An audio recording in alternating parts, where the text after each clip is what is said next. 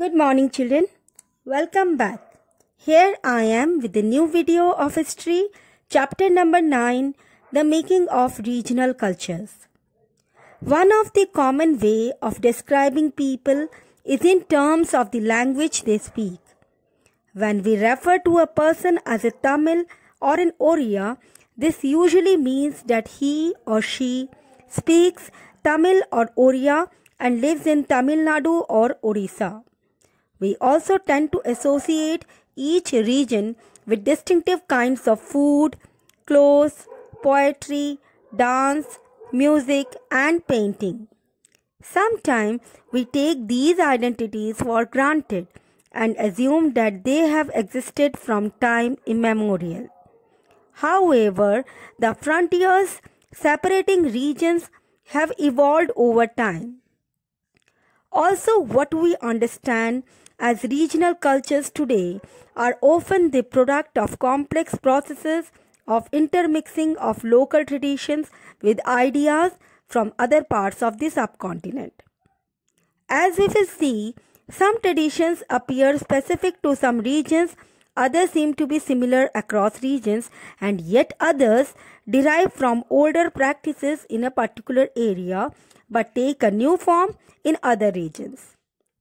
Now let us discuss about the Cheras and the development of Malayalam. Let us begin by looking at an example of the connection between language and region. The Chera kingdom of Mahodayapuram was established in the 9th century in the southwestern part of the peninsula, part of present-day Kerala.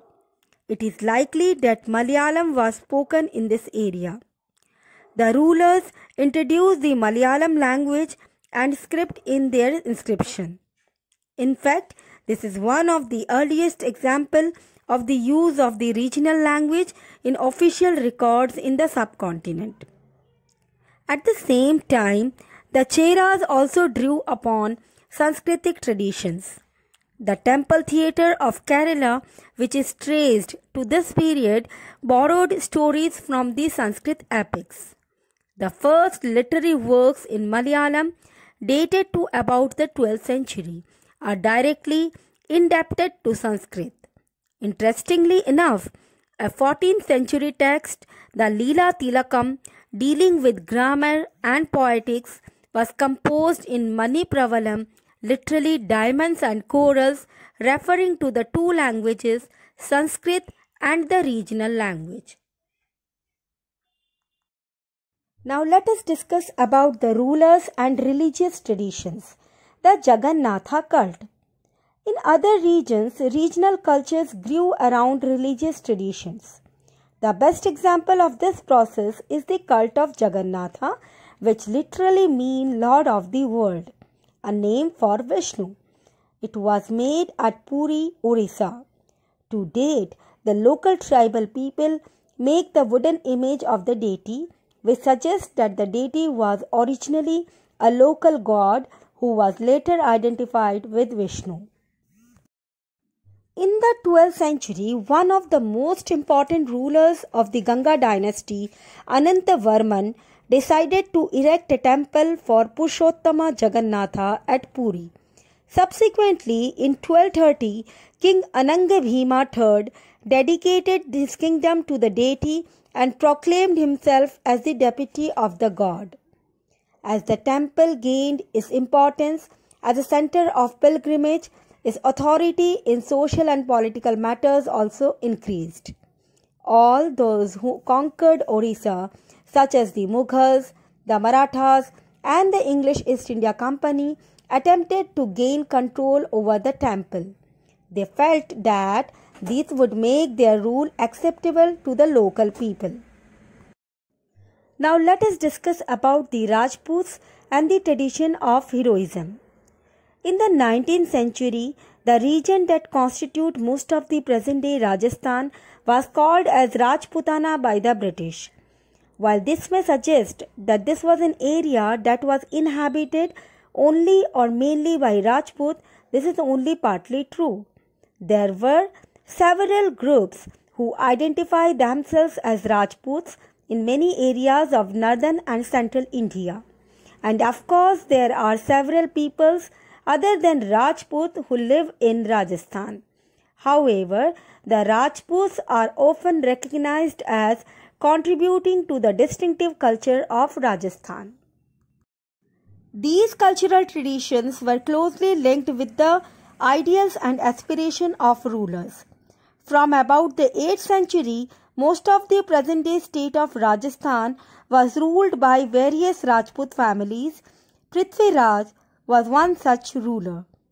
These rulers cherished the ideal of the hero who fought valiantly, often choosing death on battlefield rather than face defeat.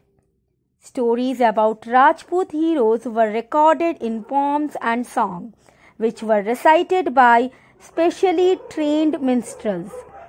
These preserved the memories of the heroes and were expected to inspire others to follow their examples. Ordinary people were also attracted by these stories, which often depicted dramatic situations and a range of strong emotions: loyalty, friendship, love, valor, anger, etc. Did women find a place within these stories?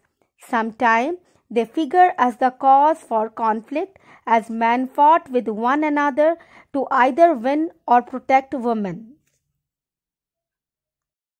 Women are also depicted as following their heroic husband in both life and death. There are stories about the practice of sati, or the immolation of widows on the funeral pyre of their husbands. So those who followed the heroic ideal often had to pay for it with their lives. Now let us discuss about Beyond the Regional Frontiers, the story of Kathak. If heroic traditions can be found in different regions in different forms, the same is true of dance. Let us look at the history of one dance form, Kathak.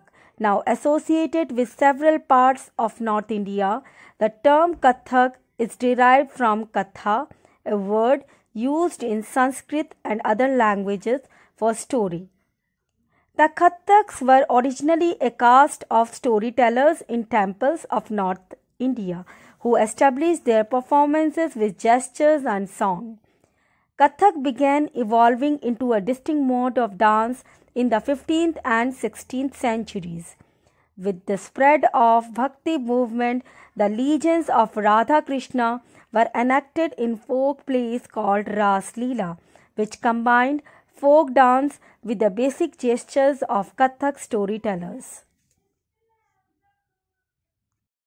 Under the Mughal emperors and their nobles, Kathak was performed in the court, where it acquired its present features and developed into a form of dance with a distinctive style. Subsequently, it developed into two traditions or gharanas, one in the courts of Rajasthan, Jaipur, and others in Lucknow. Under the patronage of Wajid Ali Shah, the last Nawab of Awadh, it grew into a major art form.